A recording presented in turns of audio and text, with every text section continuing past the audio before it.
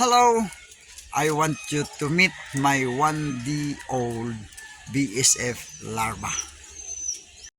So, dito natin nilalagay yung ating mga egg at after 3 days, bisitahin natin para makita natin kung saan na sila. Ayan, 1-day-old BSF larva.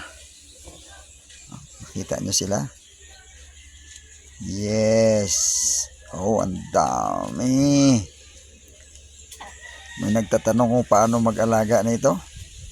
So, patuloy nyo lang subaybayan yung ating channel. At dito ay nagtuturo tayo kung paano mag-alaga at ano ang pakinabang nito. Bakit natin ito inaalagaan. So, ayan, ang 1-day-old BSF larva. Yan yung pinaka-hatchery natin. Iba't ibang sistema. Pero ito yung sa atin. Subaybayan lang ninyo at patuloy natin ipapakita kung paano mag-alaga at ano ang pakinabang. Bakit kailangan or dapat meron tayong ganitong alaga. May mga nagtatanong kung bakit ko ba nahiligan daw ang pag-alaga ng black soldier fly. Yung mga larva na ito, yung mga uod na yung iba ay nandidiri. Hindi ko po ito hilig. Kung hindi, ito po ay kailangan ko. Opo.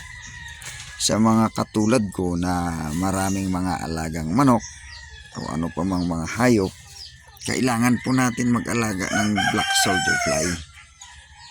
Kasi siya ang matutulong sa atin sa maraming aspeto ng ating pag-aalaga. Tutulungan niya tayo maglinis ng ating manukan kasi ang kanilang pagkain ay yung mga dumi ng ating mga manok, yung mga tira-tira na ating mga pagkain sa kusina na hindi natin naubos na maaring mga moy. Kung may black soldier fly tayo, ayan ang mangyayari, hindi mangangamoy kasi ito kanilang kainin. So ang dahilan kung bakit ako nag-aalaga nito ay ang benepisyo na aking nakukuha, hindi dahil sa ito ay aking hilig. Benepisyo na tagalinis sa aking manukan at maging tagapagpatuka din ng aking mga alaga. So patuloy ninyong subaybayan dito sa aking channel na ito kasi aking ipapakita ang iba't ibang pamamaraan kung paano sila nakakatulong. Ayan sila, yung mga day old nating larva. After 3 days na itlog, dinadalaw ko na at ito na ang kalalabasan after 3 days. Gumagalaw-galaw na sila, sobrang liit pa, halos hindi pa natin makikita. Ayun, pero nakita natin gumagalaw-galaw na, ibig sabihin pisa na talaga sila. So sisimula na nila i-consume yung nilagay natin mga pagkain nila. Ayan sila, ganyan karami. Halos hindi natin mabilang. 10 grams ito na itlog na kung mag-mature sila 18 days. After 18 days, aabot na ito ng 50 kilos. Isipin mo yan, 50 kilos. Yan ang magiging patuka mo sa iyong manok. 50 kilos, 500, ay tawag nito, 10 grams. Magkano ang 1 kilo ng patuka ngayon sa ating mga manok? Ito 10 grams lang. Ang grams ngayon sa market ay pagkaalam ko 50 pesos kapag bumibili kayo. Do tayo wala pa tayong for sale dahil kulang pa sa atin mismo yung ating produkto. Yung napoproduce natin mga itlog ay kinukulang pa sa atin. Kaya wala pa tayong binibenta. Pero kung sakaling gusto niyo bumili, comment nyo lang at ako ay magre-recommenda ng mga kakilala kong mga nagbibenta na talaga sa ngayon.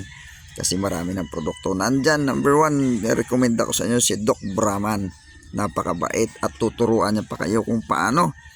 Siya ang kinikilala kong father of black soldier fly sa Pilipinas. Si Doc Brahman.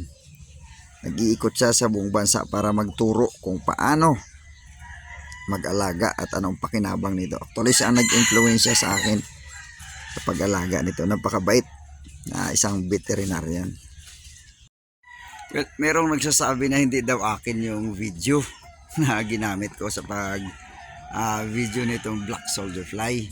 Kaya ito po walang cut, ipapakita ko sa inyo yung aking black soldier fly na nakikita ninyo sa tuwing video ko. Ayan po. So ibaba yung video na ginamit ko. Ito rin ba yun? Ayun, walang cut ano? Nakikita ninyo? At may video pa ako rito na hawak-hawak ko rin siya mismo. Dahil hindi naman tayo nangunguha ng video ng iba. Ayan sila. So siguro sapat na para patunayan ko na akin nga yung video at ayan yung aking mga alaga. Ayan, walang cut ano, nakita natin. Na yung aking mga alaga na pinapakain ko ng black soldier fly. Ayan sila. Ito yung aking asil na inahin. Asil na tandang. Na sila ang dahilan bakit ako nag-aalaga ng black soldier fly. Kasi sila yung ating pakakainin. At ayan, marami pa tayong mga sisiw sa ngayon.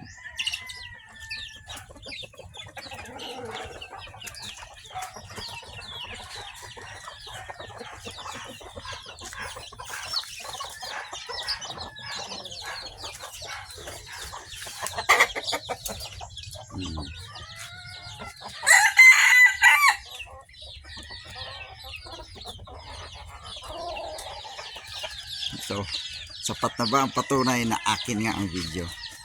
Well, maraming salamat sa pagsubaybay at panonood sa aking mga channel. Marami pa kayong matutunan sa channel na ito. Thanks for watching my videos.